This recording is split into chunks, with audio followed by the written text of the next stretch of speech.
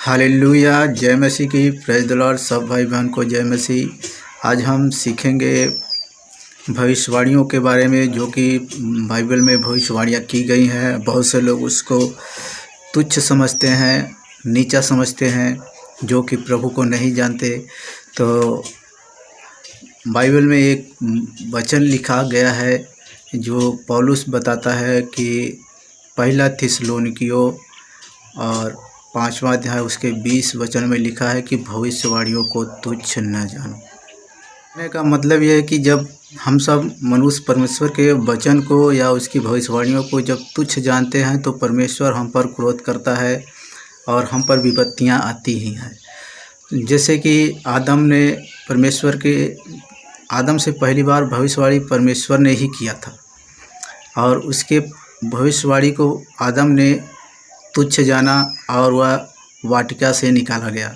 जैसे कि हम वचन देखेंगे,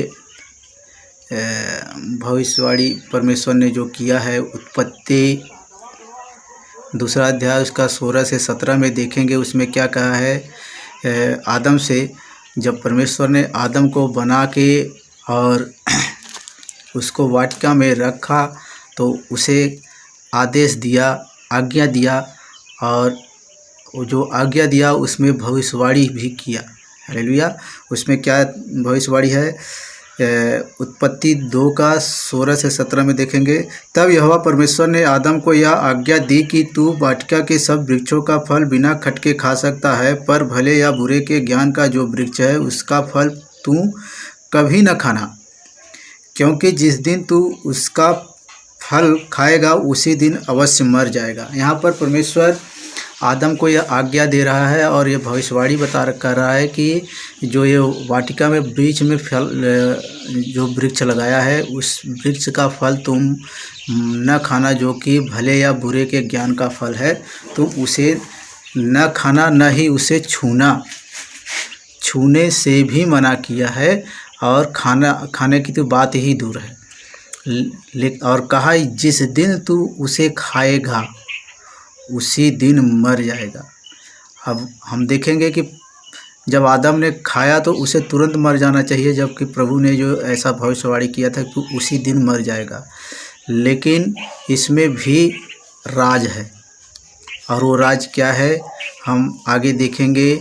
जब शैतान ने उसे भरमाया, शैतान ने आदम और हवा को भ्रमित किया, उसमें राज छुपा हुआ है। ईश्वर की भविष्यवाणी समाप्त होती है, लेकिन अब आगे भविष्यवाणी आ जाती है शैतान की। शैतान ने क्या भविष्यवाणी कर रहा है, उत्पत्ति 1 से 5 के बीच में देखेंगे। उसमें क्या कर रहा है, यहोवा परमेश्वर ने जितने बनेले पशु बनाए थे उन सब में सर्प धूर्त था। उसने स्त्री से कहा, क्या सच है कि परमेश्वर ने कहा तुम वाटिका के किसी वृक्ष का फल न खाना? स्त्री ने सर्प से कहा, इस वाटिका के वृक्षों के फल हम खा सकते हैं, पर जो वाटिका के बीच में है उसके फल के विषय में परमेश्वर ने कहा है कि न तो उसको खाना और न उसको छूना, नहीं तो मर जाओगे। तब सर्प ने स्त्री से कहा, तुम निश्चय न मरोगे, वरन परमेश्वर आप जानता है कि जिस दिन तुम उसका फल खाओगे उसी दिन तुम्हारी आंखें खुल जाएंगी और तुम भले बुरे का ज्ञान पाकर परमेश्वर के तुल्य हो जाओगे। हालेलुया। अब यहाँ पर जब आदम ने और हवा ने जब फल को खाया तो उसी दिन उसे मर जाना चाहिए था, क्योंकि परमेश्वर ने पहले ही भविष्यवाणी किया है, कहा है कि जिस दिन तू उस वृक्ष का फल खाएगा उसी दिन मर जाएगा। लेकिन आदम और हवा ने जिस दिन फल को खाया उस दिन नहीं मरे। यहाँ तक कि उसमें लिखा है कि जब हवा बात कर रही थी सांप से, तो कह रही है कि यहाँ तक कि परमेश्वर ने कहा कि तुम उसे छूना भी मत, न तुम उसे छूना और न तो उसे खाना। लेकिन यहाँ पर एक भविष्यवाणी शैतान क्या कर रहा है उनसे कि तुम निश्चय न मरोगे, वरन परमेश्वर आप जानता है कि जिस दिन तुम उसका फल खाओगे उस दिन तुम्हारी आंखें खुल जाएंगी। यहाँ पर शैतान उसे भ्रमित करने के लिए, इसलिए वचन में लिखा है कि शैतान चालाक है, उसे मारना है, लेकिन वह भी धीरज धरता है, वह भी वेट कर रहा है, इंतज़ार कर रहा है समय का कि वो तो अगर उस दिन क्योंकि शैतान तो मृत्यु ही है, अगर वो तुरंत मर जाते तो जैसे ही हवा ने फल खाया तुरंत मर गई होती तो आदम न खाता, तो आदम जीवित रहता। इसीलिए उसने कहा, उसे समय दिया, शैतान ने समय दिया ताकि दोनों खाएं और दोनों मरें। और चालाकी से उनको खिलाया। और चालाकी वह कैसे किया? किसके अंदर समाया? सर्प के अंदर। और सर्प के अंदर कैसे समाया? वचन पहला देखेंगे, उसमें क्या कहता है? यहोवा परमेश्वर ने जितने बनेले पशु बनाए थे उन सब में सर्प धूर्त था। मतलब सर्प धूर्त था, इसलिए शैतान धूर्त सर्प के अंदर समा सका। जिसके अंदर धूर्तता होती है, ये परमेश्वर की अनाज्ञाकारिता होती है, उसी के अंदर शैतान समा सकता है। तो शैतान इसलिए सर्प के अंदर समा सका और सर्प उससे बात किया, हवा से बात किया और अपनी भविष्यवाणी उसे बता सका। वह खुद भविष्यवाणी किया और जब उन लोगों ने खाया तो तुरंत नहीं मरे, क्योंकि प्रभु ने कहा था कि तुम जिस दिन फल को खाओगे उसी दिन मर जाओगे। लेकिन जिस दिन उन लोगों ने फल खाया उसी दिन नहीं मरे, जबकि वो 800-900 साल के बाद मरे। तो परमेश्वर का वचन कहता है कि मतलब जो भविष्यवाणी किया, इसका मतलब आज नहीं घटा तो इसका मतलब वो नहीं घटेगा, वो कुछ समय बाद घटेगा, जरूर घटेगा। आज के 2000 साल पहले प्रभु यीशु मसीह ने भविष्यवाणी जो किया कि मैं आऊँगा, और सब लोग इंतज़ार कर रहे हैं कि 2000 साल हो गए अभी तक प्रभु नहीं आया, तो इसका मतलब ये नहीं कि नहीं आएगा, वो आएगा, वो आएगा। जब उसने कहा है तो वो आएगा। और दूसरी बात ये कि उस भविष्यवाणी को तुच्छ न जानो, क्योंकि प्रभु का वचन कहता है कि भविष्यवाणियों को तुच्छ न जानो। जब हम देखेंगे दूसरी भविष्यवाणी कौन किया था? नूह ने भविष्यवाणी किया। नूह ने क्या किया? नूह से परमेश्वर ने क्या कहा कि बारिश होगी, तू जहाज़ बना ले। और नूह का जब जहाज़ बना तो उस समय के लोग इतने बेदर्दी थे, इतने दुष्ट हो गए थे कि पाप उस समय पृथ्वी पर बहुत बढ़ गया था, फैल गया था। और नूह के द्वारा परमेश्वर ने उनके पूरे परिवार को बचाया, और सिर्फ नूह के ही परिवार को बचाया, और जिसे चाहा बचाना चाहा जानवरों को, उसी जानवरों को बचाया। अब बाकी जो पृथ्वी पर जो लोग थे, मनुष्य जाति के लोग जो थे, सबको परमेश्वर ने जल प्रलय के द्वारा नष्ट कर डाला। और अब्राहम से परमेश्वर ने भविष्यवाणी किया कि देख, सदोम और अमोरा की चिल्लाहट मेरे कान तक पहुंची है और अब मैं उसे नाश करने पर हूँ। तो अब्राहम ने क्या कहा कि हे प्रभु, क्या वहाँ पर अगर 50 जन भी धर्मी होंगे तो भी तू वहाँ के लोगों का नाश करेगा, विनाश करेगा? देख, धर्मी और अधर्मी दोनों का स्थिति एक जैसा नहीं होना चाहिए। तब परमेश्वर ने कहा, यदि मुझे वहाँ पर 50 भी अगर धर्मी जन मिले तो मैं पूरे सदोम और अमोरा को छोड़ दूँगा।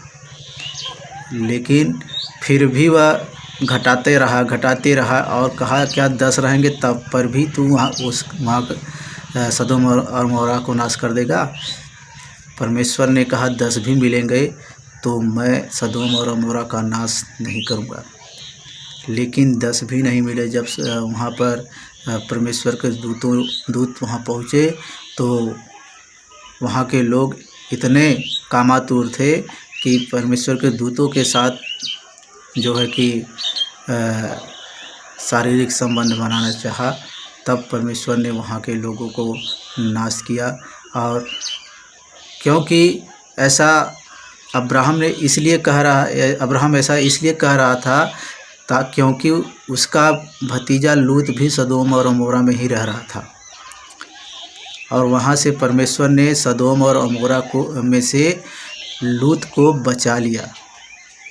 लूत को वहाँ से निकाल के तब सदोम और अमोरा को आग से नाश किया, आग से नष्ट किया। आग और गंधक बरस रहा था उस समय, और आग और गंधक के से जो है कि सदोम और अमोरा नाश हो गया। आज पृथ्वी पर से उसका नक्शा ही मिट गया। और तीसरी भविष्यवाणी मूसा ने किया। मूसा से परमेश्वर ने भविष्यवाणी किया कि फिरौन से बोल कि इस्राएलियों को जाने दे, नहीं तो मैं उनको नाश करूँगा, उनके बच्चों को नाश करूँगा, उनके पहिलौठों को मारूँगा। लेकिन जब मूसा उससे भविष्यवाणी करता मतलब फिरौन का मन परमेश्वर कठोर कर देता और वह इसराइलियों को जाने नहीं देता था। इसराइलियों को जाने नहीं दिया, इसलिए फिरौन के पहिलौठों को मारा। मतलब मिस्रियों के बच्चों को पहिलौठे बच्चों को मार डाला। मतलब सिर्फ मनुष्य के ही बच्चों को ही नहीं, जानवरों के पहिलौठे बच्चों को भी मार डाला परमेश्वर ने। और जब परमेश्वर ने ऐसा कहा तो वो भविष्यवाणी पूरी हुई। और एक भविष्यवाणी एलिया ने किया कि हे प्रभु, प्रार्थना किया कि यहाँ पर अकाल पड़े, और परमेश्वर ने दर्शन दिया कि अकाल पड़ेगा। और 3.5 साल तक अकाल पड़ा रहा इस्राएल में। और जब एलिया ने भविष्यवाणी किया तो भविष्यवाणी पूरी हुई। एलिया ने अहाब राजा के बारे में भविष्यवाणी किया। अहाब राजा की पत्नी इजबेल थी, जो कि बहुत दुष्ट औरत थी, और वह एलिया को मरवा देना चाहती थी। और एलिया ने भविष्यवाणी किया कि तू जो है मतलब तुझे कुत्ते खा डालेंगे, तू घोड़े के पैरों के तले रौंदी जाएगी। इजबेल के लिए भविष्यवाणी किया, और ऐसा ही हुआ। येहू राजा ने इजबेल को वैसे ही मारा। मतलब इजबेल अपने घर में थी और येहू उसके बच्चों को मार डाला था। और मार डालने के बाद, जय पा लेने के बाद, जब इजबेल के घर पर आया तो इजबेल अपने मतलब मंत्रियों के साथ बैठी हुई थी। तो मंत्रियों से येहू ने कहा कि यदि जो मेरी ओर है तो वो इजबेल को उठाकर फेंक दे। और उन लोगों ने, उसके मंत्रियों ने ही उसको उठाकर, इजबेल को उठाकर फेंक दिया, और वो घोड़ों के अस्तबल में गिरी और मर गई। उसका सिर फट गया, मर गई।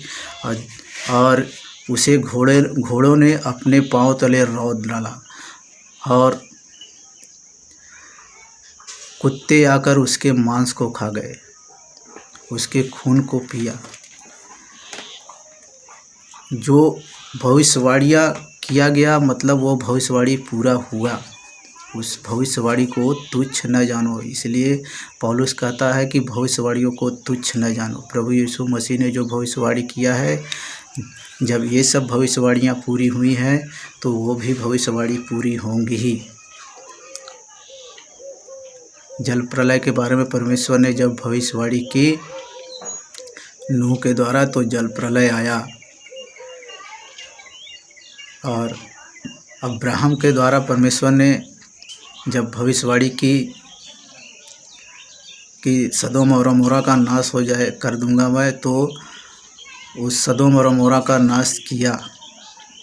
तो प्रभु यीशु मसीह ने जब भविष्यवाणी की है कि ये ऐसा होगा, तो वो भी घटना घटेगी। दानियल द्वारा भविष्यवाणी किया गया है नबूकदनेस्सर के बारे में कि नबूकदनेस्सर को ने जब स्वप्न देखा कि एक पेड़ कट गया और वह उसको जो है कि वह ओस से भीग रहा है, जानवरों के साथ वह घास चर रहा है, तो दानियल ने भविष्यवाणी किया कि ये तुझ पर ही घटेगी।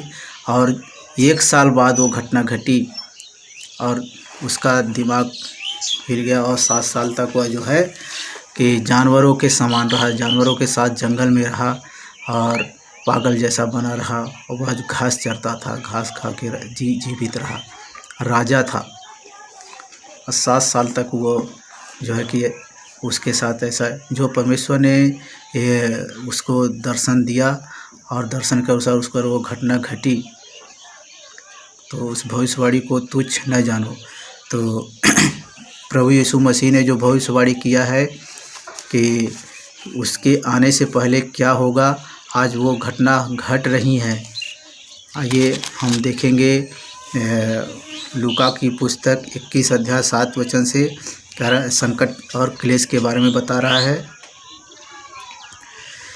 उन्होंने उससे पूछा, हे गुरु, यह सब कब होगा और ये बातें जब पूरी होने पर होंगी, उस समय क्या चिन्ह होगा? उसने कहा, चौकस रहो, भरमाया न जाओ, क्योंकि बहुत से मेरे नाम से आकर कहेंगे मैं वही हूँ, और यह भी कि समय निकट आ पहुँचा है, तुम उनके पीछे न चले जाना। जब तुम लड़ाइयों और बलवों की चर्चा सुनो तो घबरा न जाना, क्योंकि इनका पहले होना अवश्य है, परंतु उस समय तुरंत अंत न होगा। तुम घबरा न जाना, लेकिन ये न सोचना कि अब अंत आ ही जाएगा, उस समय तुरंत अंत न होगा।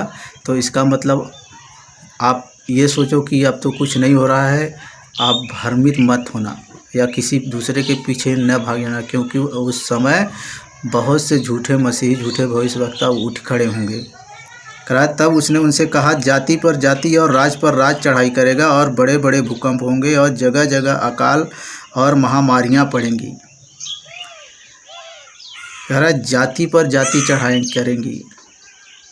आप देख रहे हैं कि जाति पर जाति कैसे चढ़ाई कर रही हैं। जाति से एक जात दूसरे जाति पर लड़ाई कर रहा है, छेड़ रहा है। जातिवादिता हमारे देश में, हमारे भारत देश में कैसा फैला हुआ है। हर एक चुनाव जो है जातिवादिता पर टिका हुआ है और जातिवाद फैल चुका है। कह रहा जाति जाति पर चढ़ाई करे और राज पर राज चढ़ाई करेगा। एक राज दूसरे राज पर चढ़ाई करेगा,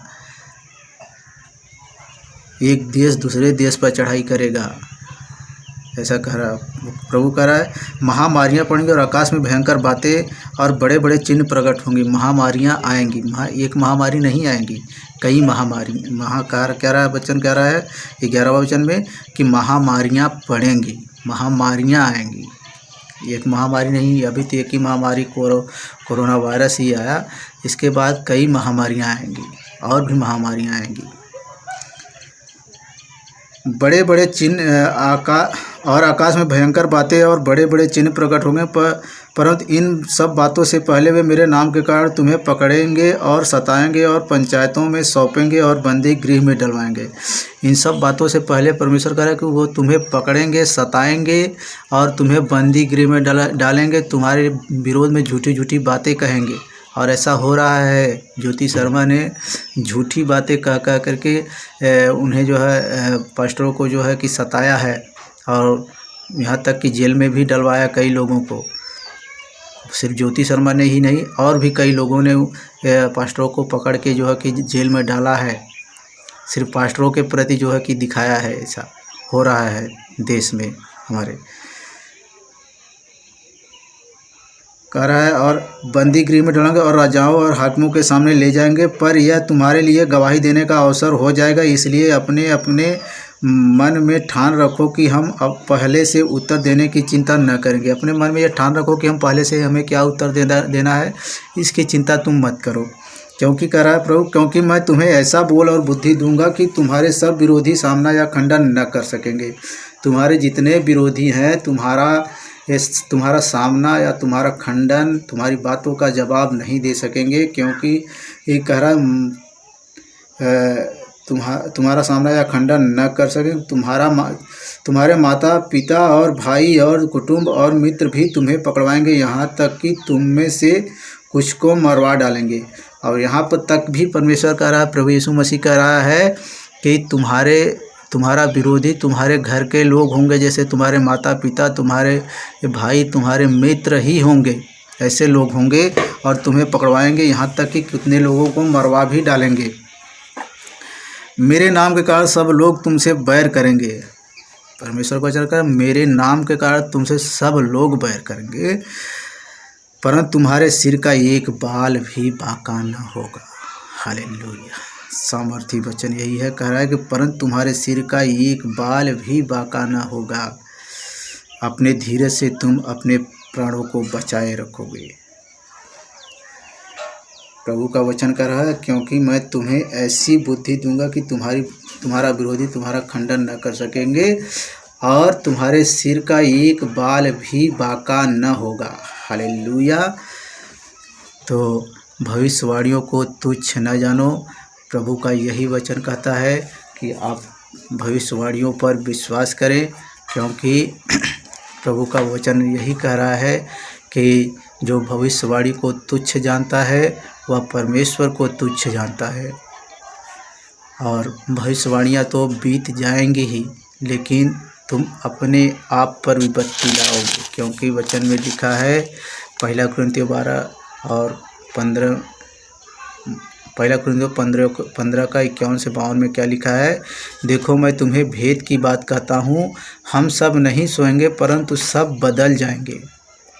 और यह क्षण भर में पलक मारते ही अंतिम तुरही फूंकते ही होगा, क्योंकि तुरही फूंकी जाएगी और मुर्दे अविनाशी दशा में उठाए जाएंगे और हम बदल जाएंगे। तो जब प्रभु आएगा तो आने से पहले, विपत्तियां आने से, महासंकट आने से पहले जो प्रभु पर विश्वास कर रहे हैं, परमेश्वर उन्हें पहले ही उठा लेगा। और जो बचे रहेंगे उन्हीं पर महासंकट आएगा। महासंकट मतलब ऐसा संकट आएगा कि मनुष्य पर जो है कि भरोसा न करेगा, उसकी मनुष्य की ही जो है कि मतलब हत्या करेगा, बड़ी बड़ी यातनाएं देगा। और प्रभु के वचन में लिखा है कि उनके बच्चे पत्थर पर पटक दिए जाएंगे। इतना महाक्लेश फैल जाएगा। लेकिन फिर भी प्रभु पर जो विश्वास करेगा वह उद्धार पाएगा। आइए इस वचन के लिए दुआ करते हैं। आप भी ज़रूर विश्वास करें और लोगों तक इस वचन को शेयर करें, लोग सुने, विश्वास करें, ताकि वो भी जीवन को प्राप्त कर सके, क्योंकि अनंत जीवन प्रभु यीशु मसीह के ही पास है। जीवित अनुकारी परम पवित्र परमेश्वर, हर भाई बहन के इस मन को खोल और इस वचन को सुने और विश्वास करे, अनंत जीवन पाए। यीशु मसीह के पवित्र नाम से दुआ को मांगते हैं पिता, सुने और ग्रहण करें। आमीन। जय मसीह की। आप लोगों ने अभी तक यदि मेरे चैनल ओनली जीसस सच्चा जीवन जल को सब्सक्राइब नहीं किया तो कृपया करके सब्सक्राइब कर लें और बेल आइकन के घंटे को भी दबा लें और शेयर ज़रूर करें। जय मसीह की।